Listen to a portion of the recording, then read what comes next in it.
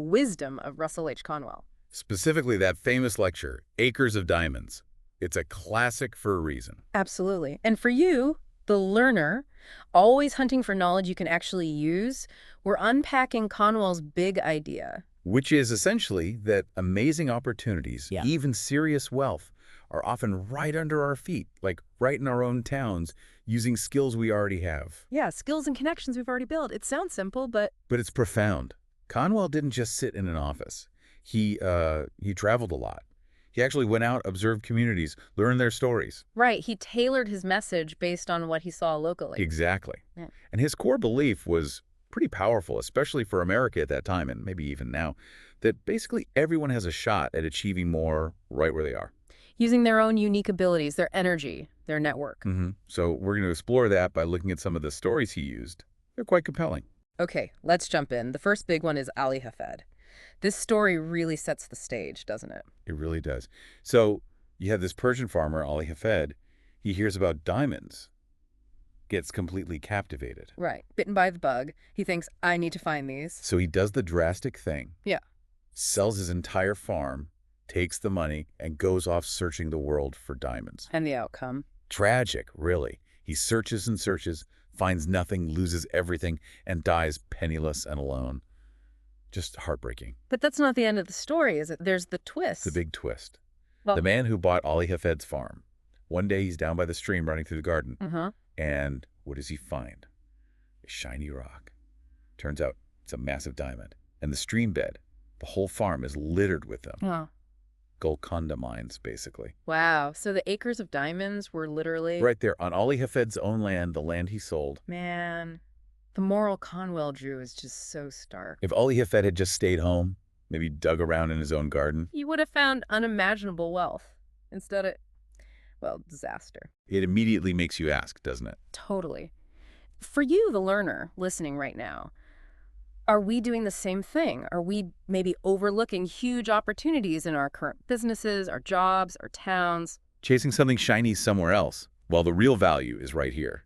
It's a powerful question to sit with. Conwell doesn't stop there, though. He brings it closer to home with a story from California. Yeah, 1847 California, pre-gold rush mania, but the seeds were there. Another landowner's story. Okay, so this guy owns a ranch. Right. And he hears whispers, maybe rumors, about gold being found down in Southern California. Gets that same itch as Ali Hafed. Sells his land to chase the dream elsewhere. Exactly. Sells it to a Colonel Sutter. And wouldn't you know it? Let me guess. Sutter finds gold on the ranch. You got it. Not just a little bit either. Conwell throws out a figure, something like $38 million worth of gold eventually pulled from just a small part of that land. 38 million back then. That's astronomical. It's staggering. And he adds this detail about the city that grew up there later. Says a one-third owner was pulling in $120 in gold every 15 minutes, tax-free. Unbelievable. It just hammers home that point again, doesn't it? Sometimes the very thing we're desperately searching for is exactly where we started. We just didn't see it. So for you, the learner, again, it's about reflection. Have you ever jumped ship on something promising because another opportunity seemed, I don't know, flashier? Or maybe just different, the allure of the unknown. It's easy to underestimate what you already have, what you're already building. There's real value in sticking with something, digging deeper right where you are. Definitely. Which leads kind of naturally into the next story, the Pennsylvania farmer. Ah, yes, the coal oil story. Right. So this farmer sells his farm. Seems to be a theme here. Huh.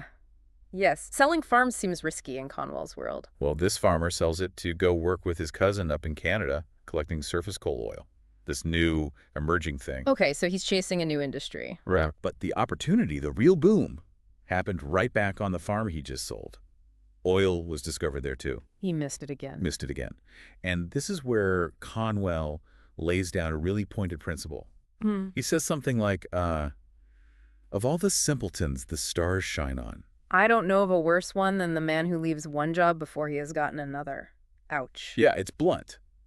But it's not just about having a job lined up. It's about recognizing the potential within your current situation, your current sphere, before leaping. Don't jump too soon. Understand the value where you are. For you, the learner, it underlines, the need for diligence. Pay attention to trends in your own field. Are you seeing those early signs, those little opportunities bubbling up? And do you have the patience, maybe the stability, to act on them when they mature. Instead of just chasing the next new thing impulsively. Right. It's that balance again. Be aware of what's next, but don't abandon the potential right in front of you prematurely. Okay, let's shift gears slightly, the Massachusetts story. This one's a bit different. The silver discovery. Yeah, this one's fascinating because it involves, well, expertise that misses the obvious. So someone buys an old farm in Massachusetts. Just a regular person. Oh. And one day, they're out digging potatoes near an old stone fence. Standard farm work. And they hit something. Yep. Hit something hard, dig it up, and it's this block, maybe 8 inches square, of solid native silver. Wow. Just lying there. Just lying there. But here's the kicker Conwell loves. What's that? The previous owner, Yeah. a guy who lived there for years. He was a professor of mineralogy. No way, a geologist. A geology expert. Lived on the homestead, probably walked past that stone fence countless times, maybe even leaned on it, literally rubbing shoulders with a block of silver and never saw it. Oh, the irony. So expertise isn't everything. It highlights how opportunity can be so close, literally right there, and we can be completely blind to it, even if we're supposedly experts. So for you, the learner, what might you be overlooking in your everyday environment? What silver is hiding in plain sight? Could be a connection you haven't valued, a skill you dismiss, a need right in your neighborhood you've stopped noticing. It's about looking at the familiar with fresh eyes, isn't it? Exactly. Stepping back from our assumptions. Our expertise can sometimes create blind spots. Okay, so after all these stories, Conwell turns directly to his audience right there in Philadelphia. Yes, he brings it home, makes it very direct. He basically says, the chance to get wealthy. It's right here, in Philly, for practically everyone listening. Even the people who scrape together the money just to hear him speak. Especially them, perhaps. He makes this really bold claim that Philadelphia, at that specific moment, was the best place for a poor person, someone without capital, to get rich, quickly and honestly. That's a strong statement. Local empowerment, big time. Absolutely. He believed deeply in the potential of the local. So for you, the learner, wherever your Philadelphia is, your town, your community, do you believe in its potential? Are you actively looking for those local needs, those gaps that maybe you are perfectly positioned to fill? It's about finding those local acres of diamonds. And you mentioned honestly. Conwell ties wealth directly to honesty, which is, well, maybe counterintuitive for some. It definitely pushes back against a common sentiment, then and now, that money is somehow inherently bad or dirty. He actually says to make money honestly is to preach the gospel.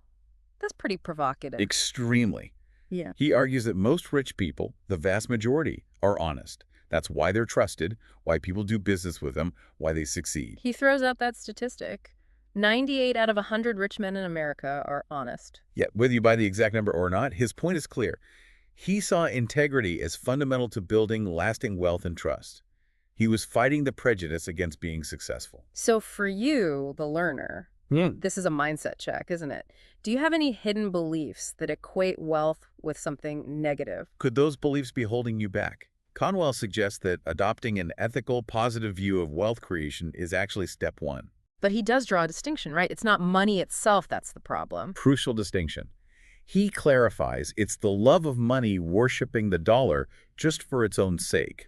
Hoarding it, that's the root of evil. Not money used for good or invested or circulated. Exactly. He slams the miser, the person who just sits on a pile of cash and does nothing constructive with it. He has that quote, to live and let live. Is the principle of the gospel and the principle of everyday common sense. Yeah.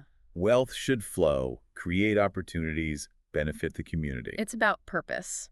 For you, the learner, thinking about your own values, how would you use wealth? Is it just about accumulation, or is it about contribution, too? Conwell definitely leans towards contribution, creating value for others as you create it for yourself. You know, speaking of value, this seems like a good spot to remind everyone if you're finding these ideas resonant, you can explore more resources and dive deeper over at www.smallbizjunkie.com. Great point. Lots more to unpack there. So Conwell also talks about the value of earning your way, versus just inheriting wealth. Yes, he contrasts the satisfaction, the deep fulfillment of building something yourself, maybe buying your own home through hard work. Compared to just being handed everything. He even cites stats from Massachusetts suggesting that very few sons of rich men actually die rich themselves. They often lack the grit, maybe. Interesting. And he uses the Vanderbilt story here. Yeah, the younger Vanderbilt. Yeah. Apparently refused his father's millions, said he wanted to earn his own way, get a job, prove himself. Recognizing that the journey, the struggle, the learning, that's where the real value lies, maybe even more than the money itself. Precisely. The act of creating, of earning, builds character and resilience in a way inheritance might not. So for you, the learner, plugging away at your goals. Remember, the value is in the building process itself. The skills you gain, the challenges you overcome, that's wealth too. Absolutely. Which connects nicely to the story of A.T. Stewart, the department store guy. Right, started with barely anything, like $1.50. Something like that. Mm-hmm. And promptly lost most of it on his first try. Huh. Not exactly an auspicious start. But it taught him a massive lesson. He realized he'd bought stuff before knowing if anyone actually wanted it. Ah, the classic mistake. Build it and hope they come. Exactly. So he learned, first, figure out the demand, ask people what they need, what they want, then invest your time, your money, yourself where you're actually needed. You must first know the demand. That's the core Oh, principle. it's timeless business wisdom, so fundamental. So for you, the learner, running your business or even planning your career, are you truly listening? Are you identifying genuine needs before you pour resources in?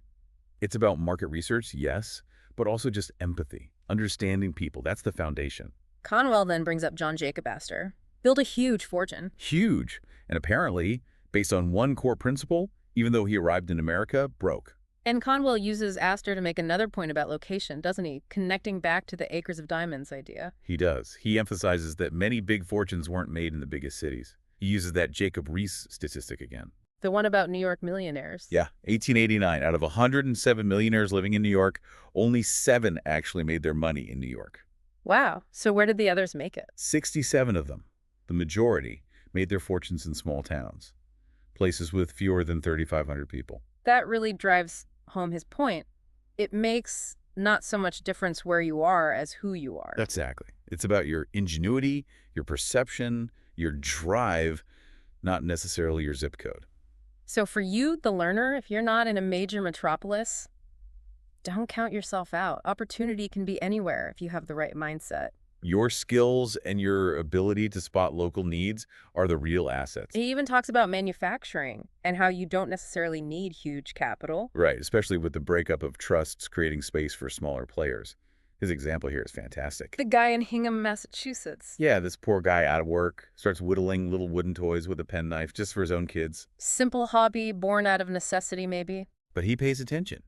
He sees what his kids like, what engages them, and he figures maybe other kids would like these too. He judged the market based on his own family. Pretty much. And that simple insight, understanding that basic human desire for play, turned into a massive business. Conwell says it became worth $100 million.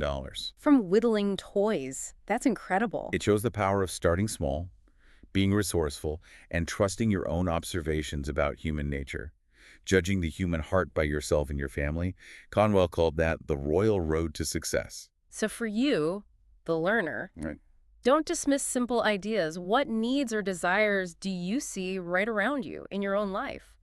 That could be the start of something big. Your own experiences are valid market research. Now, what about inventors? Conwell seems to think we often misunderstand them. Yeah, he pushes back on the idea that great inventors are these mystical, totally different kinds of beings. He says they're usually. Often just plain common sense folks, people who stumble onto one great secret, one key insight, and often their neighbors don't even see them as anything special.